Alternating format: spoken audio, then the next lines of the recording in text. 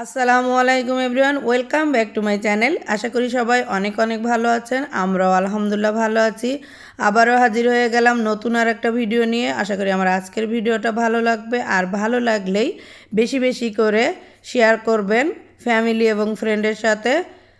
চলুন তাহলে দেখে আসা যাক আমাদের আজকের ভিডিওতে কি আছে। আমাদের আজকের ভিডিওটা হলো আমরা সবাই মিলে একসাথে এক প্লেটে মাখায়ে ফ্লোরে বসে খাবো। এখন হলো আমি জোহরের নামাজ পড়ে রান্নাঘরে চলে এসেছি। আগে আগে আসলে আগে আগে কাজটা শেষ হয়, তার জন্য আমি পেঁয়াজ কেটে নিয়েছি, এখানে গাজর কুচি করে নিয়েছি, আর আলু কুচি করে নিয়েছি, মরিচ কেটে নিয়েছি। আর এইদিকে আমি কিছু পেডিস বানিয়ে চুলার ওভেনে দিয়ে দিচ্ছি। এখানে পেডিসগুলো হইতে থাকবে, আর অন্যদিকে আমি রান্নাবান্না আরও যে কাজ আছে সেগুলো করে নিব। আর মুকরামিন এখন ঘুমাচ্ছে, তাই আমি চেষ্টা করছি যে মুকরামিন ঘুমাইলে আমি যত তাড়াতাড়ি কাজটা করতে পারি, কারণ মুকরামিন আমাকে অনেক বেশি হেল্প করে, তো সেই জন্য তো ঘুম থেকে উঠলে রান্নাঘরে চলে আসবে যে আম্মু কী করছে তাকে হেল্প করে আসি। তো অনেক বেশি হেল্প করে আর ভালোও লাগে যে ও আমাকে হেল্প করতেছে। তো এইদিকে কথা বলতে বলতে আমি একটা চুলার উপরে ফ্রাই প্যান বসিয়ে দিয়েছি। দেওয়ার পরে ওর মধ্যে পরিমাণ মতো তেল দিয়ে দিয়েছি, তারপরে পেঁয়াজ কুচি দিয়ে দিয়েছি, লবণ দিয়ে দিয়েছি, 2টা কাঁচা মরিচ দিয়ে দিয়েছি, আবার আলু কুচি করে দিয়ে দিয়েছি, কারণ আজকে আমার আলু সিদ্ধ করা নেই। তাই কি করব যে এভাবে কুচি করে দিয়ে এটাও সিদ্ধ হয়ে যাবে। তো আমি এখানে পরিমাণ মতো সব কিছু দিয়ে দিচ্ছি। হলুদ গুঁড়ি, মরিচ গুঁড়ি, আদা গুঁড়ি, রসুন গুঁড়ি, জিরা গুঁড়ি, ধনিয়া গুঁড়ি, এগুলা সব দিয়ে তারপরে গরম মশলাও 1-2টা করে দিয়ে দিচ্ছি, কারণ আজকে একদম অল্প পরিমাণে আমি ছোলা রান্না করব। এখানে আমি তেজপাতাও দিয়ে দিলাম, তারপরে টমেটো দিয়ে দিলাম, দিয়ে খুব ভালো করে ভুনা করে আমি ছোলাটা রান্না করে নিব। তো দেখতে দেখতে আসলে রোজা চলে গেল, আর 2-1টা মনে হয় আছে। তো কি বলবো, এই একটা মাস এত তাড়াতাড়ি চলে গেল, একই মানে খুব আফসোস লাগছে যে এত তাড়াতাড়ি একটা মাস চলে গেল। রোজার মাসটা আসলে খুব তাড়াতাড়ি চলে যায়, দেখতে দেখতে কোন দিক দিয়ে যায় আসলে বোঝাই যায় না। তবে রোজার মাসটা খুব ভালো লাগে, কারণ সারা বছরের থেকে এই মাসটা এত বেশি ভালো লাগে, মানে কোনো মাসে এরকম ভালো লাগে না। এই মাসটা সবচেয়ে উত্তম মাস, সেই জন্য মনে হয় এত বেশি ভালো লাগে। তো কথা বলতে বলতে আমি এদিকে রান্নাটা করে নিচ্ছি, আর খুব খারাপও লাগছে দেখতে দেখতে, মানে সময় কোন দিকে চলে যাচ্ছে মানে বুঝতেই পারছি না। তো কী আর বলবো, আসলে বলার কিছু নেই। আল্লাহ যেভাবে চালান, যেভাবে নিয়ে যান, সেটাই সব কিছু আর কি। তো এই তো আমি ঢাকনা দিয়ে ঢেকে দিয়েছিলাম, তো আলুটাও সিদ্ধ হয়ে গেছে। তো এখন আমি এর মধ্যে দিয়ে দিয়েছি ছোলা, আর ছোলাটা আমি রান্না করে নিচ্ছি এখন, কারণ সব কিছু আজকে বললাম না একসাথে করে খাবো, সেই জন্য একটু একটু করে এটা ওটা করে নিচ্ছি। তা ছোলা রান্না আমার মানে হয়ে গেছে, তারপর আমি 5 মিনিট ঢাকনা দিয়ে ঢেকে চুলায় রেখে দিব, আরও বেশি ভালো লাগবে। তো ঢেকে দিয়েছি, তো 5 মিনিট হয়ে গেছে, আর এটা আমি একদম মিডিয়াম আঁচে রান্না করে নিয়েছি। এখন আমি এর মধ্যে দিয়ে দিব ধনিয়া পাতা। ধনিয়া পাতাটা দিয়ে আমি খুব ভালো করে নাড়াচাড়া করে তারপরে আমি নামাই নিব। তো এই যে ধনিয়া পাতাটা দিয়ে দিলাম।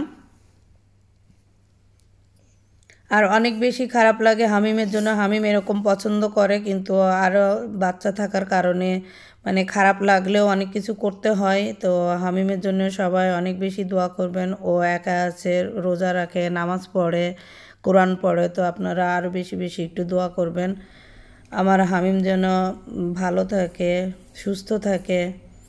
মুকরামিন, মুরসালিন, ওদের জন্য দোয়া করবেন। মুকরামিন তো ছোট, রোজা রাখতে পারে না, তবে মুরসালিন সব রোজাই রাখে আলহামদুলিল্লাহ। ও অনেক ছোট থেকেই রোজা রাখে, আর ও মানে অত বেশি ডিস্টার্ব করে না, কথা শুনে আলহামদুলিল্লাহ। তো আমার এই যে পেডিসগুলো হয়ে গেছে, এখন আমি চুলার ওভেনেই রেখে দিব, এটা তাহলে গরম থাকবে।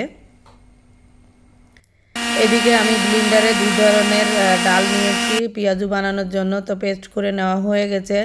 তো পেঁয়াজুর জন্য আমি এখানে কাঁচামরিচ, ধনিয়া পাতা, পেঁয়াজ, তারপরে আদা গুঁড়ি, রসুন গুঁড়ি, জিরা গুঁড়ি, ধনিয়া গুঁড়ি, মানে সব কিছু অল্প অল্প করে পরিমাণ মতো দিয়ে দিয়েছি। আর অল্প পরিমাণেই আমি বানাবো, কারণ এক এক দিন এক এক রকম খাবার বানাতে হয়, ওরা যেটা বলে সেটাই। তবে পেঁয়াজুটা প্রায় সব দিনেই থাকে, পেঁয়াজুটা খেতে ভালোও লাগে। আর নামাজ পড়ার পরেও মানে ঘরের মধ্যে ঘুরতে ফিরতে একটু করে খাওয়া হয়। আর বাঙালি যেহেতু এগুলো তো মানে একটু লেগেই থাকে বলা যায়। আর এখন আমি বেগুনি বানাবো, তো বেগুনের জন্য আমি বেসন নিয়ে নিয়েছি, তার মধ্যে দিয়ে দিয়েছি পরিমাণ মতো লাল মরিচের গুঁড়ি, হলুদ গুঁড়ি, তারপরে অন্যান্য আরও মশলা, তা জিরার গুঁড়ি দিয়ে দিয়েছি, রসুন গুঁড়ি দিয়ে দিয়েছি, আদার গুঁড়ি দিয়ে দিয়েছি। দিয়ে আমি বেসনটাকে খুব ভালো করে শুকনো অবস্থায় মিক্স করে নিব।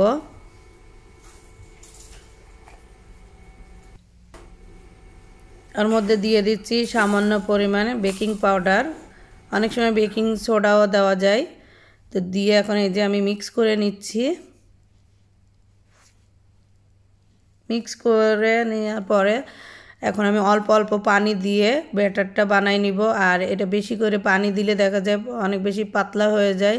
তারপরে আমার মনে হয় হালকা মানে পাতলা হয়ে গেছে আমার ব্যাটারটা, তো রেখে দিয়েছি এক সাইডে। এখন আমি বেগুন কেটে নিব। তো বেগুনটার দুই সাইড কেটে আমি খুব ভালো করে খোসা ছাড়াই নিব। আর খোসা ছাড়াই নিলেই খুব সুন্দর করে হয়। এখন আমি বেগুনটা পাতলা পাতলা করে কেটে নিব, কেটে নিয়ে বেগুনিগুলা বানাই নিব।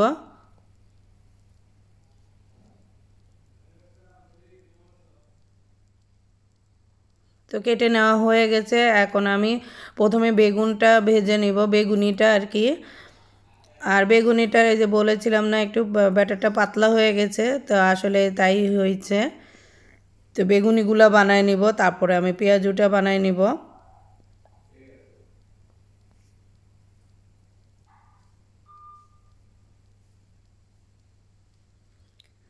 আর আমাদের আজকের খাবারগুলো অনেক অনেক মজা হয়েছিল। এভাবে আসলে সবাই মিলে একসাথে বসে খাবার খেলে ভীষণ মজা হয়। কিন্তু হামিম এগুলো অনেক পছন্দ করতো, হামিমকে আমরা অনেক বেশি মিস করছি যে হামিম আসলে একা একা খাচ্ছে।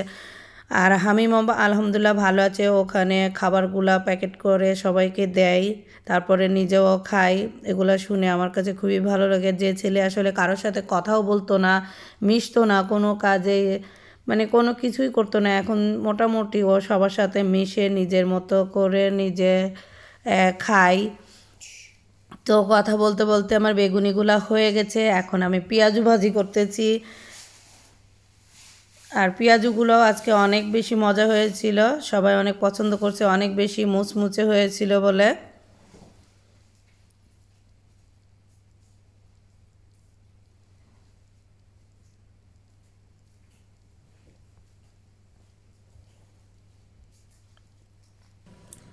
তো আমার সব খাবারগুলা বানানো হয়ে গেছে। এখন আমি সালাদ বানাই নিব।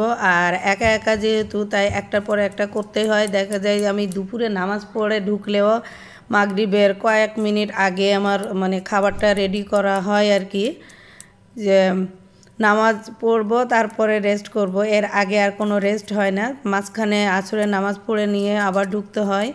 তো এভাবে একটা একটা করে কাজ করে নিতে সময় চলে যায় আর কি। তো সালাদগুলাও আমাদের অনেক সুন্দর করে আমি বানাই প্রতিদিনে, কারণ রোজার একটা মাস রেগুলার এগুলা করা লাগে আর কি।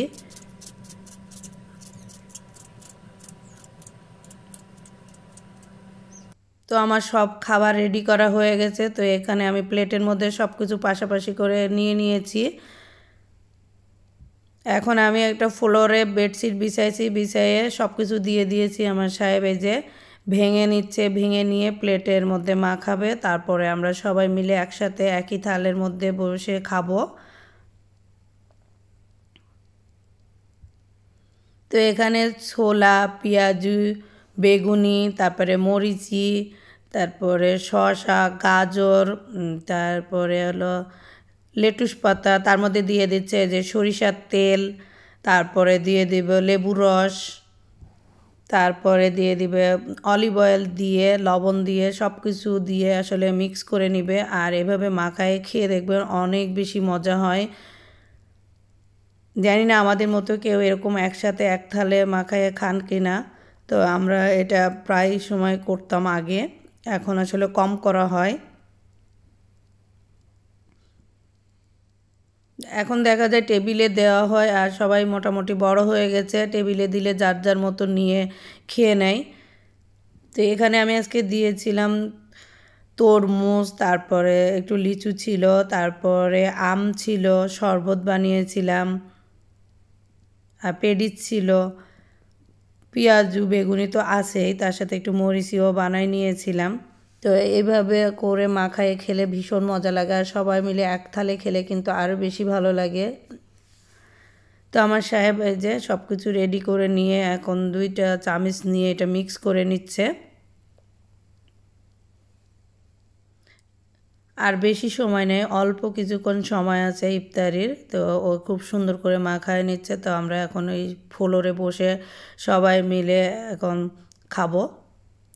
তো এভাবে একটু খেয়ে দেখবেন, আসলে অনেক অনেক বেশি মজা হয়। আর আজকে একদম বাঙালির খাবার আর কি। তো আমরা এখন ইফতারি খাবো। তো আপনারা কেমন আছেন সবাই, কিভাবে ইফতারি করেন, মাঝে মধ্যে এভাবে একটু পিকচার দিবেন। তো আজ এখানে বিদায় নিচ্ছি। আল্লাহ সবাইকে নেক হায়াত দান করুক। আল্লাহ হাফেজ। আসসালামু আলাইকুম।